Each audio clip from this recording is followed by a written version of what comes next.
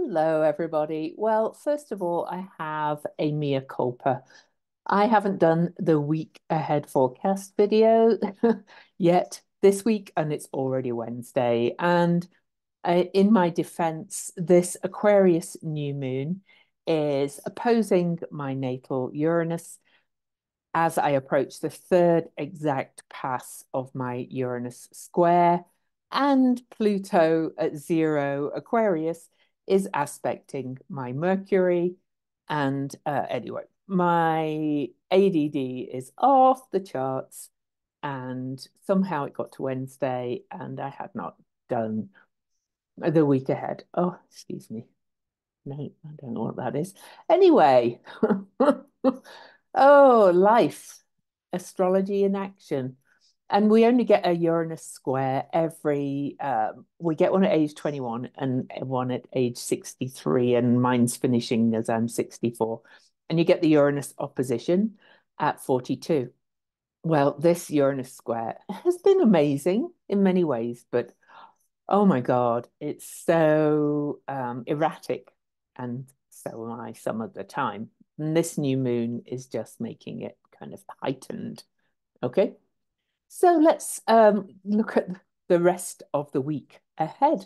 So I'm recording this on February the 7th. So let me share the chart.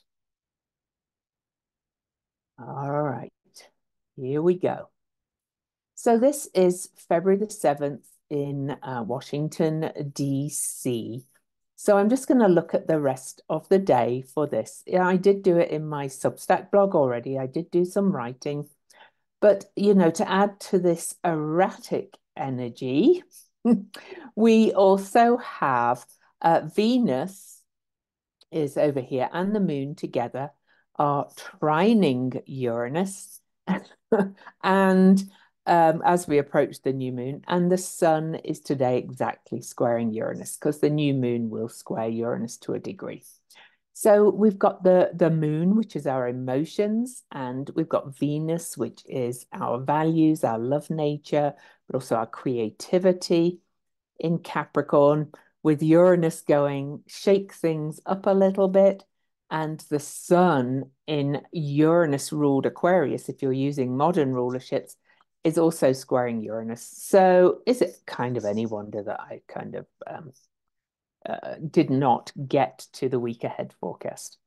But the one of the most beautiful things that's happening now is this gorgeous Earth grand trine with Venus and the moon involved to Uranus in Taurus and Juno, the sacred contracts asteroid in Virgo. This, to my mind, is giving us the ability to really get grounded in reality. And one thing that came up for me today as I was tuning into this, because, Uranus square, ideas, overload, aha moments and things, is a podcast that somebody sent me about transhumanism and the dangers of it, and how a lot of Silicon Valley kind of types who are interested in this kind of moving our consciousness into machines are taking massive amounts of psychedelics. This seems very Aquarius to me, and very now I'm a fan of psychedelics properly regulated and used well for therapy. Okay. Therapeutically, apparently they are amazing. Some people can take them and just have a magical time as well. Ask me how I know. But you can also think that you are really accessing the mind of God and get a God complex if you are not in a right place. Now, I did actually listen to a book. Um,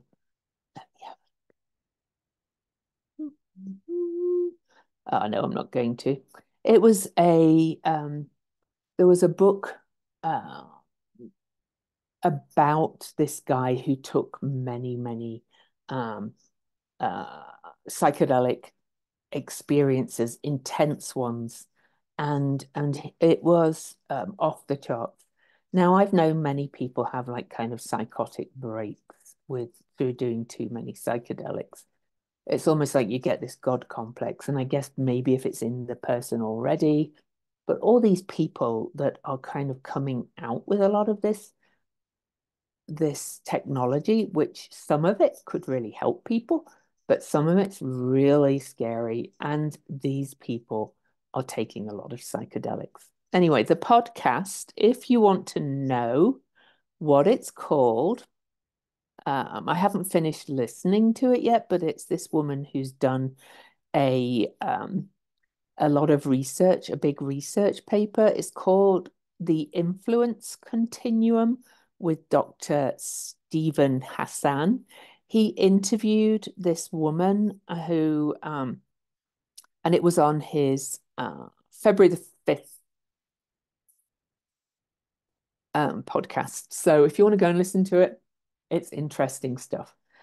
But this is what reminds me of this energy today, like these sudden awarenesses and the sun square to Uranus as we approach a new moon square to Uranus is really kind of like bringing things to light, quite shocking things and shocking awarenesses and so on. But my thought is as well that we have this beautiful Earth Grand Trine, is that really we are not being called to go off and create these consciousness, the consciousness in a machine and exist on other planets and whatever their ideas are for transhumanism. We are meant to be saving uh, our own home and how we live on this earth. And this is this Earth Grand Trine. So maybe this podcast and the interviews like that are coming into our awareness to say, hey, this is not cool. This is not the right way to use it. Now, I'm not saying give up on everything like this. You know, if a brain implant, for example, can help a blind person see, maybe that's a good use. But who's going to control this? There should not be people taking masses of psychedelics in control of this. And allegedly, people let Musk do that. So anyway, there's my rant for today. So let's move on to February the 8th, right? So I'm going to just change this to February the 8th at 12:01 a.m. And we're going to move through the rest of the week.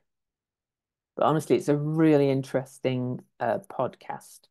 And it was made by a woman who actually thinks, psychedelics have a good therapeutic kind of role, if you like, that they could be used really well. All right, so let's move into tomorrow. Now, the other thing that's happening is that early tomorrow, very early tomorrow, one of the first things, well, first of all, we get the moon conjunct Mars, and this is in a square to Eris. So this is going to shake things up a little bit. With Uranus and Mars and Eris involved, even though we've got a solid Capricorn moon, if you're impacted by this moon, as I am, you might be feeling very erratic and very jittery. And believe me, I've been doing all my tools to kind of get grounded and stay, solid. And I keep going for walks and so on. And I do the breathing and I do things like that. But my system feels overloaded, shall we say, um, or overwrought or something, a little bit. I've got a lot of tools to calm it down. But really, you do need to ground in this energy, even if you're not affected by 19 Taurus and around 1920 Aquarius as well, like I am. But anyway, the moon and Mars will meet early tomorrow, and they are really still in square to Eris, the truth teller, who some people call hate. I'm not so sure of that, but anyway. Later on in the morning, the moon will move into Aquarius and we start heading towards the new moon, which is actually on February the 9th in the afternoon in Eastern time. But the moon will, of course, immediately meet Pluto that day. And the moon Pluto conjunction is kind of going to reveal a lot of this initial shadow of Pluto in Aquarius and what we really need to look at. So that's going to be a very interesting shift. The other things that are coming up on February the 8th is then that the moon will catch up to Mercury, which just moved into Aquarius.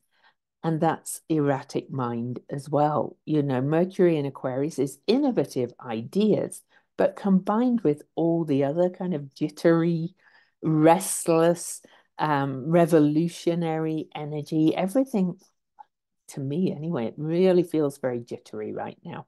Some of it's quite exciting, don't get me wrong. I'm not suggesting that it's all awful, but it's very erratic and you might be having a lot of ideas, but find it hard to kind of settle and really kind of focus.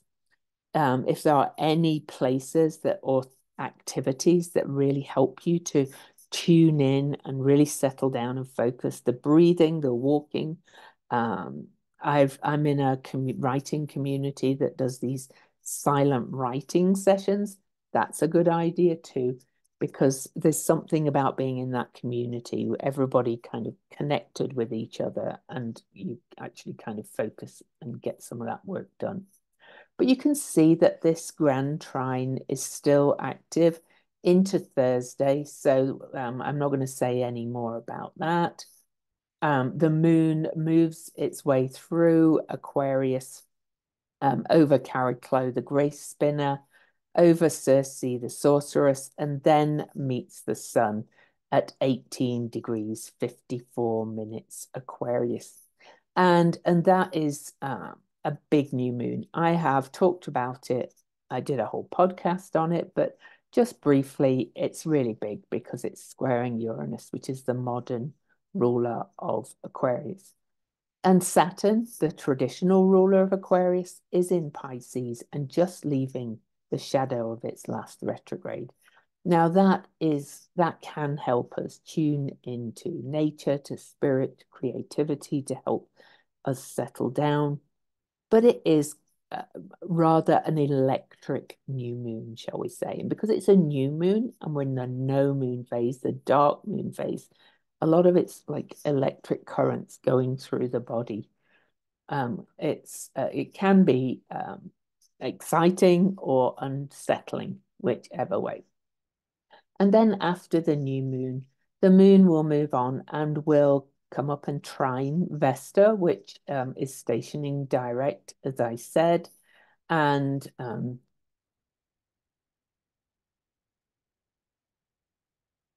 interesting, I thought she'd already stationed direct. Might need to go and look at that in a minute. But anyway, the moon will come up and trine Vesta, the focus and commitment asteroid and changing perspectives. I think there's going to be a lot of kind of jolts to the system on this new moon, right through this, that are kind of saying, wake up, smell the coffee. This is not the way to go, kind of thing, and so on and so forth. And then the moon will sextile Eris while still in Aquarius. But then let's move to, oh, that was the 9th, that's why. Ah, that's because I did not change the date. Let's move forward a day. I was like, what's going on? Vesta's now direct, as you can see. And I talked about all those aspects. There's the moon coming up to the new moon. And after the new moon, as I said, the moon will trine Vesta, now stationed direct, now moving forward. But Vesta, the inner flame, is saying the answers are all within. Change your perspective. Focus on that inner flame within for your answers rather than you can bounce things off people, but your knowing is deep within. Okay. And then let's move on to the 10th. you can see I'm a bit all over the place, and that's okay.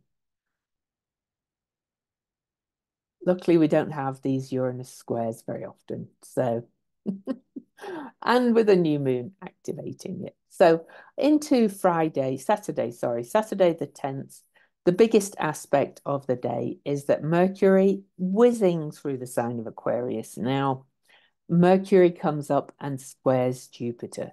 And that's some big and innovative ideas, building on the new moon.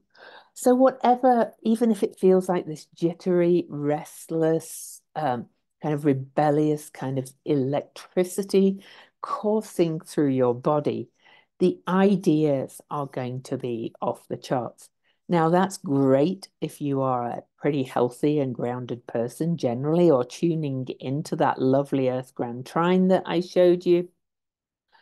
But if you are a bit of, maybe a narcissist or a megalomaniac, then that's when things can go wrong. Now, things are going to emerge from this new moon, I think. I was thinking about AI as a result of listening to that podcast. I played with ChatGPT, I played with Midjourney at first, and I could see it's got some uses, but I found it just sounded like ChatGPT. It just, no matter what I put in, and then I could start to see what people were putting out there kind of sounded very the same and things. It all sounds very robotic. Now, does that mean it won't grow or that there might not be good uses for it? But we are getting used to this. But a lot of people have tried these things out. And I'm not talking about the people who go, I don't like change. I don't want to try anything. And have found it, not that useful. Can't replace a human being. Unfortunately, there's the others the other way. And this is that kind of erratic energy. Some will kind of go off the charts with it. Uranus is very radical, but it's very radical in both ways, if you like. So you might be making personal radical change, and we might see some great radical change out in the world. Like, that surprise judgment saying that Trump was not, does not have immunity, which was apparently such a great judgment that addressed all their arguments. Hopefully, the Supreme Court won't even hear it. I don't know. I haven't even seen the news today as to what they're saying. But you can see that, people's decisions are all over the place. Uranus is expect the unexpected. And for the rest of this week, really, everything is aspecting Uranus. And the nodes are around the same degree as Uranus too. So it's a very, very erratic week. Either way, surprises, good surprises, not good surprises. So then on to the 10th. The moon finishes up the journey in Aquarius. There was the Mercury square to Jupiter, which it adds to the kind of big ideas, which can also be a little bit megalomaniac-ish or just wonderful insights and ahas, depending on kind of where you are at. And then as we move through the day, because that Mercury square Jupiter is at 7:44 a.m. Eastern on Saturday. The moon moves into Pisces at 8:42 a.m. And that can be very confusing and nebulous and dreamy, but also very creative. And throughout the day, the moon will sextile Ceres in Capricorn, will square Pallas Athena in Sagittarius, will oppose Hecate, and make a couple of other aspects. But the biggest aspect on Saturday is that the moon will catch up to Saturn again. The first time since Saturn was retrograde. And we are really kind of tuning into surrendering and letting go of these limiting beliefs, and also to kind of creating some structure around what we have faith in and what we believe in and what we trust and what we surrender to. And, I'm quite liking Saturn in Pisces for that personally. Okay, so on to Sunday. And I can promise you, because I know the astrology, that after this new moon gains light, this jitteriness will calm down for me because it's just all hitting my chart at the moment. So anyway, so into Sunday the 11th.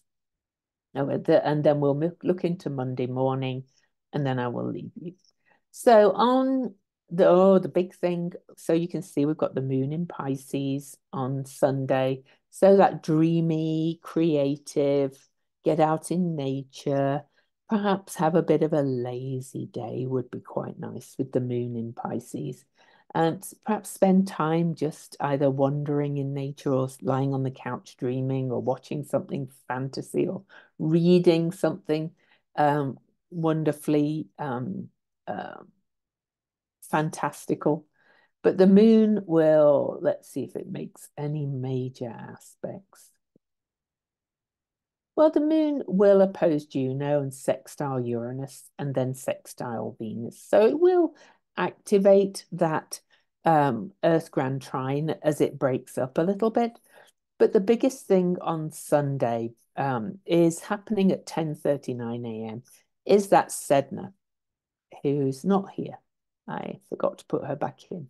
Sedna will station direct at 10:39 a.m. and that's her last station in Taurus before she gets into Gemini completely for the first time in over 11,000 years. And it's at one of those critical anaretic degrees. And that is a pretty powerful station. It's her last journey in there. And basically, it's kind of this shit or get off the pot energy. It's saying, if you don't all pull together and really get on the same page, then we're done, kind of thing. So this is a big wake-up call for humanity in many ways. And then right after that, as the moon's in Pisces, the moon catches up to Nessus, Nessus has been revealing all this generational abuse kind of energy for a long time. The moon is not the biggest aspect to it, but it's still there, as Sedna stations direct. But then the next biggest aspect is that Venus is going to come up and square truth teller or shit stirrer, Eris. And so this is kind of adding to that shake up energy of the week because we're still under this Aquarius new moon. Remember, the no moon phase lasts about 3 days. We don't really start to gain light. Let me have a look, in fact, at my moon app and I'll tell you. Oh, wrong app. Okay, so new moon is on the 9th. On the 10th, we're still under the new moon. On the 11th, we do move into waxing crescent. So as on Sunday, as we move into the moon gaining light, Venus squares off to Eris. And so it's all very that erratic kind of throw the apple in, things being shaken up. But as I said, it's expect the unexpected, and there could be both or all happening. Then late in the evening, the Pisces moon, will square Vesta in Gemini and sextile Venus late at night. And that is not too bad at those aspects. Early on the 12th, let's move into Monday. Look forward to dreams on Sunday night because we've got the moon conjunct Neptune overnight. You can see that the moon's about to conjoin Neptune.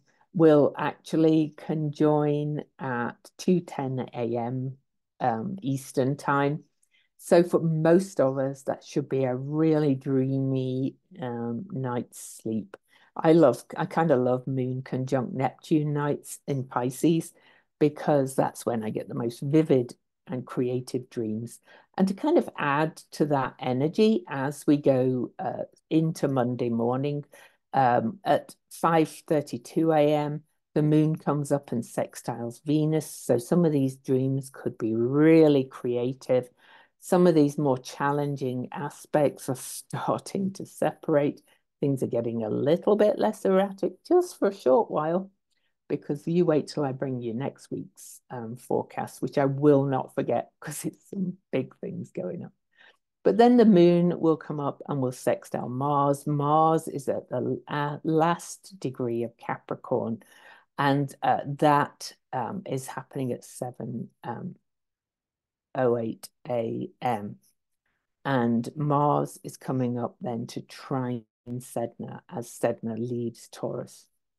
And then Mars is going to move into Aquarius, but that's for next week because Mars moves into Aquarius and hits Pluto, but that's Tuesday.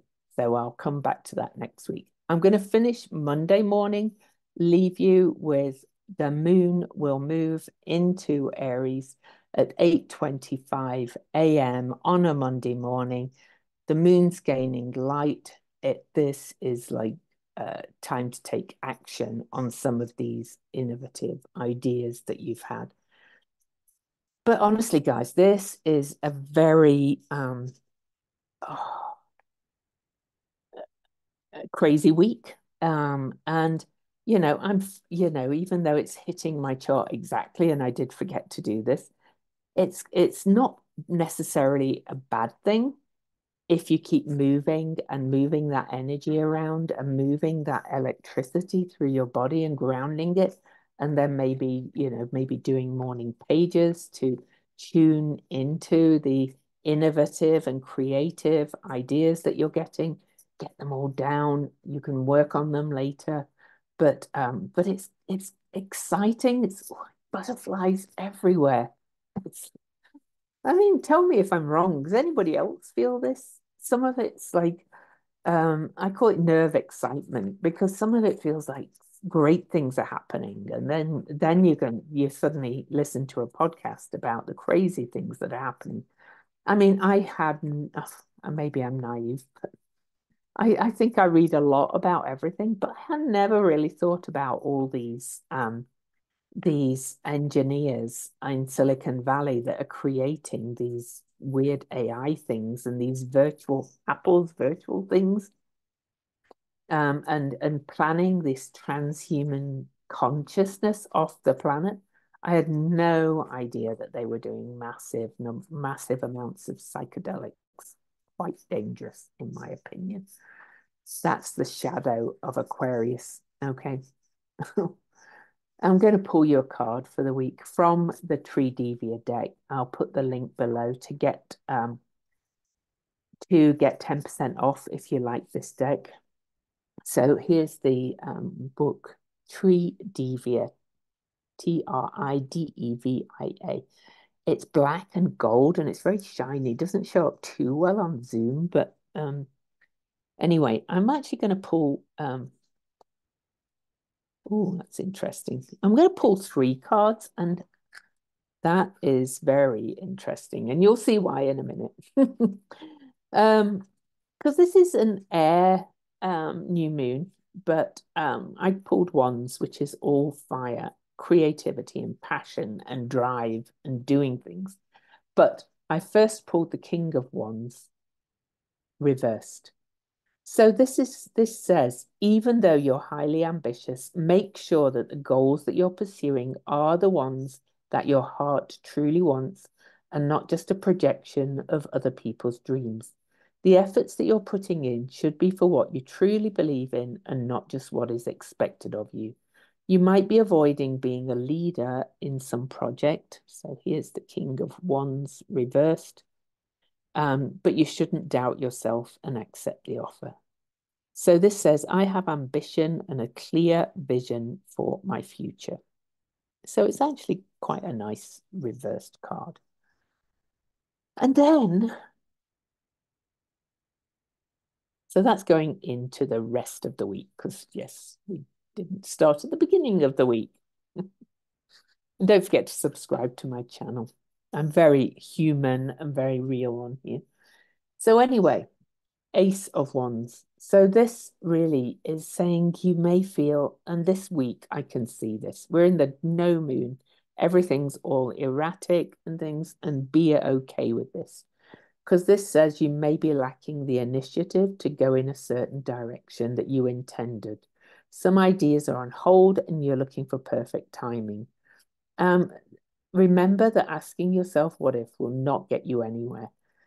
This is really about being okay with in the kind of I'm not getting anywhere kind of thing. It's like when things are this kind of erratic, it's hard to kind of head off in a direction. However, the end week ends with the Two of Wands. So we get more fire, more wands. This looks like Vesta. Look, the candle in there below the ram. Do you see it below the fire of Aries? Anyway, this is there is a new possibility awaiting you. The world is ready for what you have to offer. However, you feel a bit hesitant about making a decision to move in a new direction. This is a reminder to be open and ready to step out of your comfort zone because great things are awaiting you, even if that means overcoming some challenges. Be brave and determined. So, the affirmation for the end of the week is I'm feeling determined and confident on the path to achieving my goals.